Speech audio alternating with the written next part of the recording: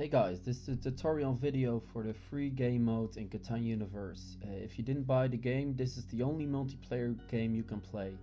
And the nice thing about it is that it is always the same board, so it gives a unique opportunity to create a specific strategy for this board.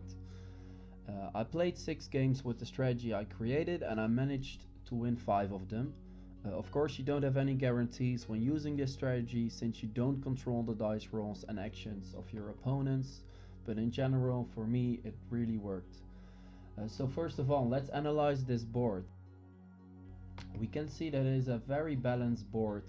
The wheat has a total pip counter of 12. With pips, I mean these dots, and those give an indication of the chance of them being rolled.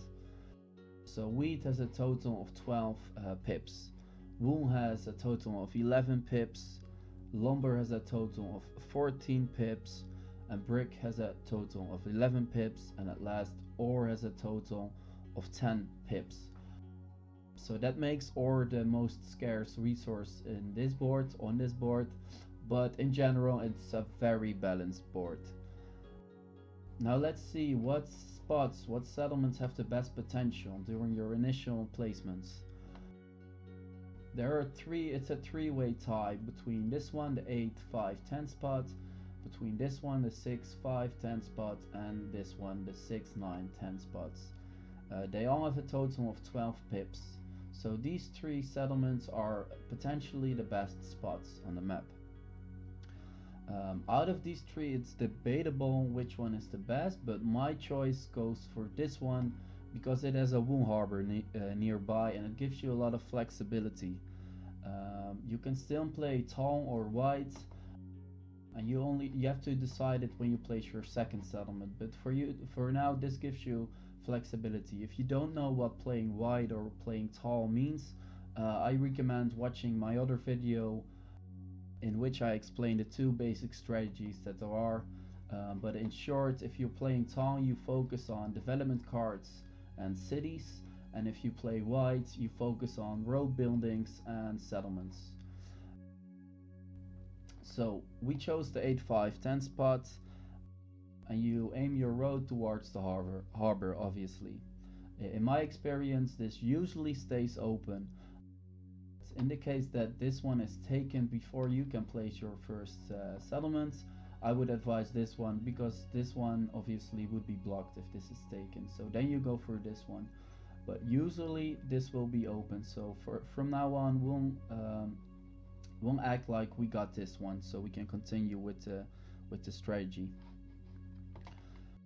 For your second settlement there are a few options. Obviously it depends what settlements your opponents have taken, but I'll just tell you what the options are from best to worst. So the best one you could get is this 5, 9, 10 spot, but usually it is taken. Most of the times I end up with this spot, the 8, 4, 11. It doubles down on wool, so pretty much every time a wool is rolled you get it, and you have that harbor, so it really helps you, and you aim your road towards the 3-to-1 harbor. If you choose this one, if it's still open, aim your road towards the wheat harbor because you will have 2 wheat supply, 2 tiles with a wheat supply.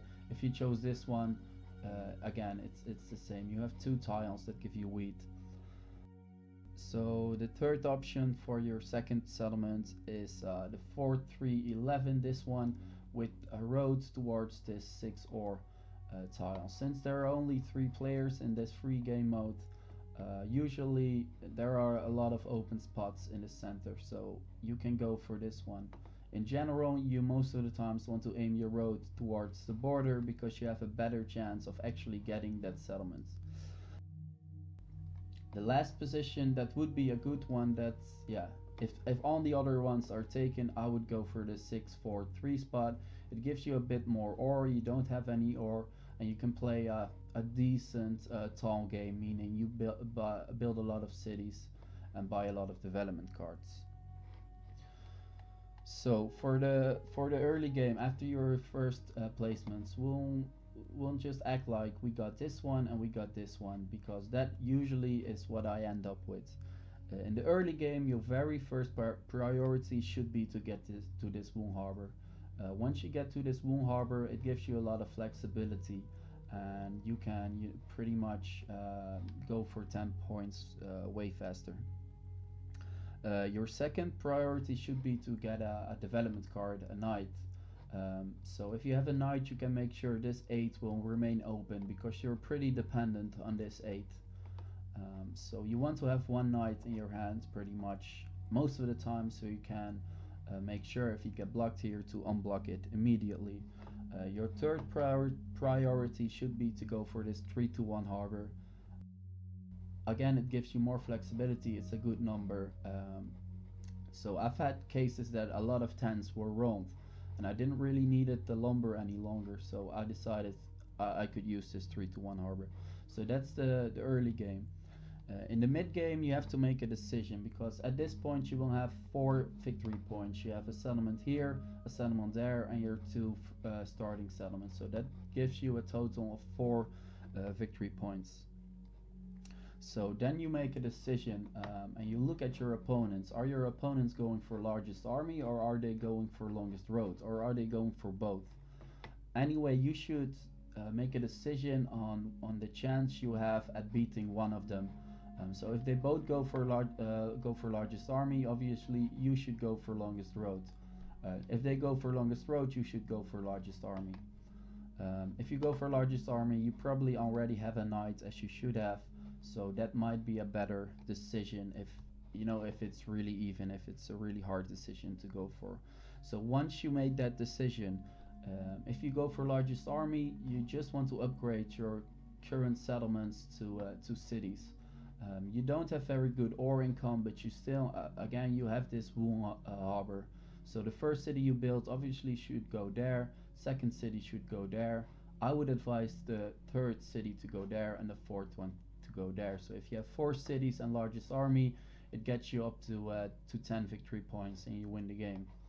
If you go for the wider strategy, with the wider strategy I mean go for longest road, you want to go to this settlement as soon as possible, because if you go for longest road, you still need to create 2 cities. So then you go for 2 cities, 4 villages and longest road, which also gets you up to 10 victory points.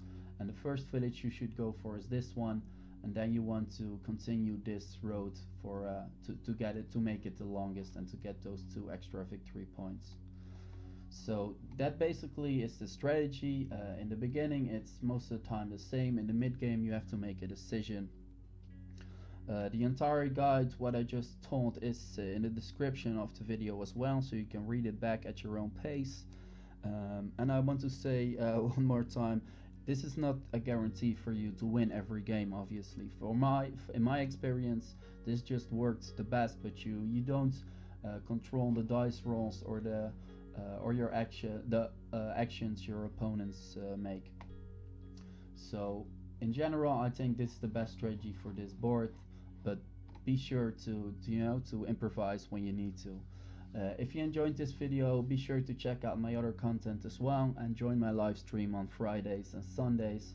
On the live stream, I will explain what goes on in my head and why I make certain decisions, and the goal of it is obviously for you to have fun, but also to learn some stuff about Catan. So thank you guys for watching, and see you next time.